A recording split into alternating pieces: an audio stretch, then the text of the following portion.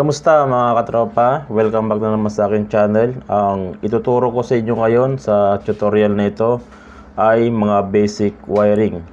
Okay, so kung gusto niyo matutong mag-wiring, magsimula na muna tayo sa basic wiring. Okay, so ang gagawin natin ngayon ay paano natin i-repair ang starter motor ng Vega Force I. Ito yung fuel injected na Vega Force, Tapos anong carbon brush ang gagamitin natin kung sakaling wala tayong makuwang carbon brush o i-order pa yung carbon brush ng Vega Force. So anong gagamitin natin na carbon brush? Ayun ang ituturo ko sa inyo. Okay mga katropa, basic wiring lang to.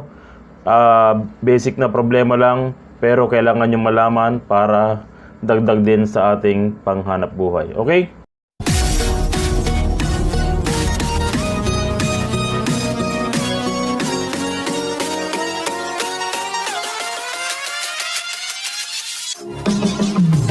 Mga katropa, huwag niyong kalimutang suportahan ang aking channel. Huwag niyong kalimutang mag-subscribe upang makatanggap kayo ng tip tungkol sa pagwawiring.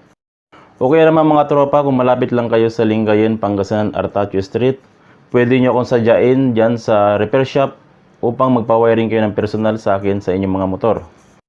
Okay mga katropa, ang pag-aaralan natin ngayon kung paano natin gagawa ng paraan ang starter motor ng Vega Force I.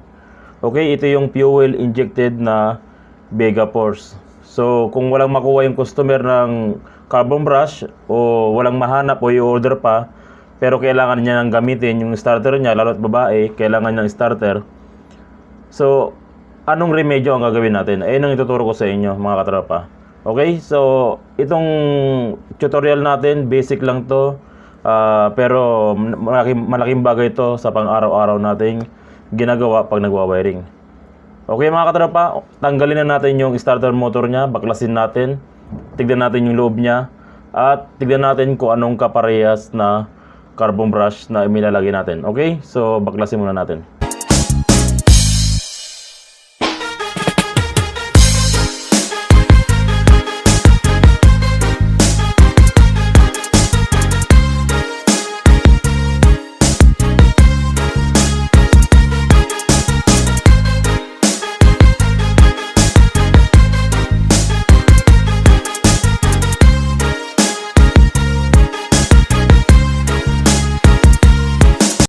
Okay, ito na yung kanyang starter motor.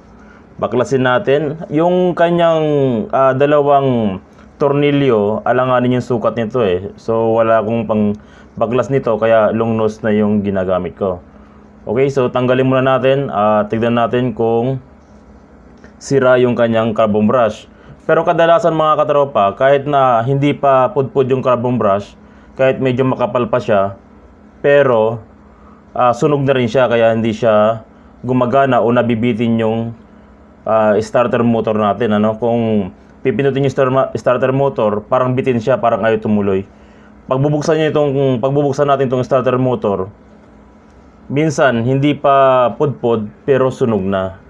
So lost contact na siya yung carbon brush niya, kaya papalitan na natin siya ng bago. Bago ang lahat mga katropa, merong timing to. Tignan yung guhit na yan, para hindi mag-reverse. Pag sakaling magkamali kayo ng timing, magre-reverse yung ikot. So napaka-importante na tignan nyo muna yung timing ng ating housing, yung magnet natin. Okay, so tanggalin na natin to, yung kanyang cover. Okay, tapos yung rotor, tanggalin natin yung rotor. Okay, so ito yung kanyang rotor, medyo marumi na rin, kailangan na rin linisan. Tapos ito yung kanyang carbon brush. Okay, anin muna natin siya.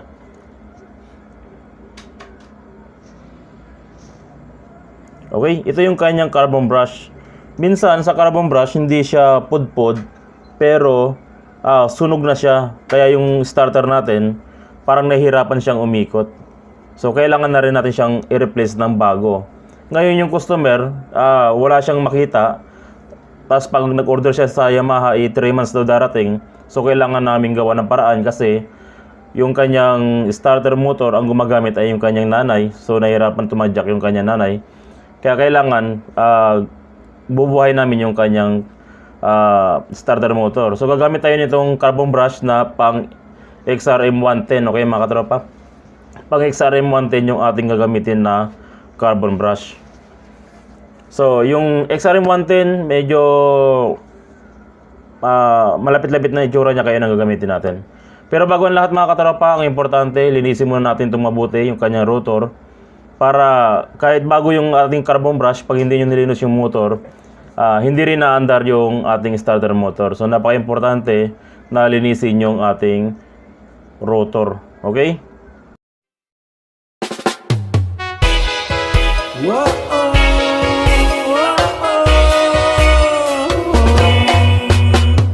Kahit ikaw ay magalit, sa'yo lang lalapit, sa'yo lang aawit. Kahit na ikaw ay nagbago na, iibigin pa rin kita kahit ayaw mo na. Tatakbo, tatalon, isisigaw ang pangalan mo. Iisipin na lang panaginip lahat ng ito. Bakit ba kailangan pang... Okay, ang susunod natin, itong carbon brush, tatanggalin natin. Papalitan natin siya ng bago. Pero bago ang lahat, ipipittings muna natin yung pang-XRM. Kunting liha lang ito mga katropa, papasok na yung carbon brush ng XRM sa Megaforce. So, linisan muna natin. At kabilaan niya mga katropa, lilihain nyo ng pakunti-kunti hanggang pumasok siya dun sa housing ng carbon brush. Okay, so yung kabila, lilinisin uli natin. Malabo, bumalik, at muli ka ring aalis. Tatakbo ka ng mabilis, yayakapin ng mahigpit. Ang hirap pa, di mo alam ang iyong pupuntahan. Kung ako ba ay pagbibigyan. Tapos, sunod na naman natin tong isa, ihinang natin yung, kung yung kabila itinurnilo natin, itong isusunod natin isa, hihinangin natin. Kasi iba yung bracket ng XRM, tsaka ng Megaforce I. Talon, isisigaw ang pangalan mo. Iisipin na lang panaginip lahat ng ito. Bakit ba kailangan pang umalis? Pakiusap lang na huwag ka na. Okay, pagkatapos natin gawin mga katropa, ibalik na natin. Siguraduhin natin pitch siya, parang ganyan. Tapos, magpatulong na lang tayo sa kung sino mang kasama nyo kasi mahirap ibalik mag-isa to. So ako, nagpapatulong ako magbalik o pumigil ng carbon brush sa customer sa may-ari ng motor. So ibalik muna natin to. Lapit, ako'y lalapit, layo, ba't kayo malayo? Labo, ika'y malabo, malabo.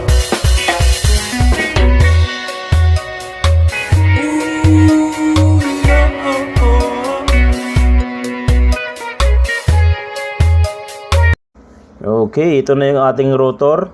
Siguraduhin nyo lang na yung mga wear ng ating carbon brush ay hindi sumasayad sa body ground. So bago nyo ibalik yung cover ng starter, i-check nyo muna kung hindi sumasayad sa ground yung ating carbon brush.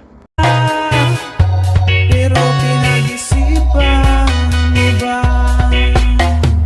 Kahit ikaw ay magalit, sa'yo lang lalapit, sa'yo. Okay mga katropa, na ibalik na natin yung ating starter motor at i-check na natin kung effective yung ating ginawa.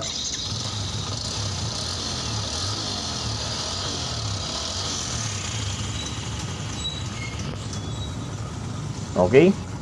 So, yun lang mga katropa. Ang importante, yung malaman nyo yung mga pang-araw-araw na dumadating na customer sa inyo para matanggap nyo kahit ano pwede nyo tanggapin. So, ito yung basic wiring lang to mga katropa. basic na solusyon kung anong dapat gawin natin sa starter na walang mahanap na carbon brush at anong dapat gamitin. Kailangan maging maano kayo sa mga bagay na pwede nyong i-substitute habang wala yung original. Okay mga katropa, yun lang. Sana may natutunan kayo at ingat sa pag-wiring. God bless po sa inyong lahat.